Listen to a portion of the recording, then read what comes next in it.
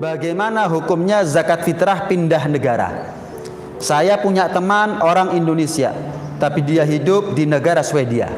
Setiap tahun dia menunaikan zakat fitrahnya di Indonesia. Sah apakah tidak zakatnya? Hukum asal memindah zakat itu tidak diperbolehkan dalam mazhab Syafi'i. Hukum asal kita menunaikan zakat fitrah di mana malam lebaran, di mana kita malam takbiran berada, maka disitulah kita wajib menunaikan zakat fitrahnya. Contoh, ada orang Banyuwangi, dia tinggal ada di Malang.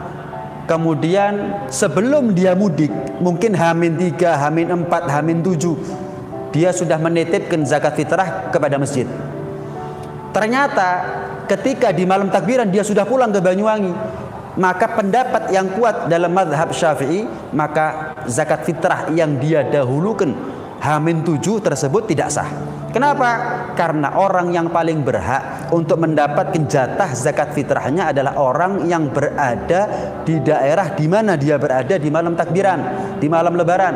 Orang terdekatnya lah yang paling pantas dan yang paling berhak untuk mendapatkan bagian zakat fitrahnya. Dalam hal ini juga begitu. Hanya saja ada pengecualian.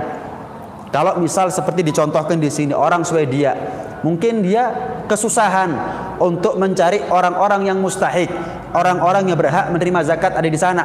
Fakir, miskin, fisabilillah, ibnu sabil dan seterusnya. Swedia bukan negara mayoritas muslimin.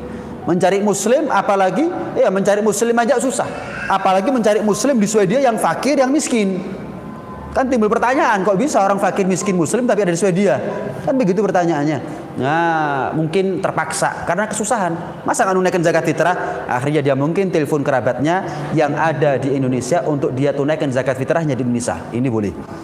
Ikut pendapat di luar mazhab Syafi'i atau ikut pendapat ulama seperti Al-Imam Ibn Ujail yang berpendapat bahwa naqluz zakah, memindah zakat dari daerah asalnya itu diperbolehkan.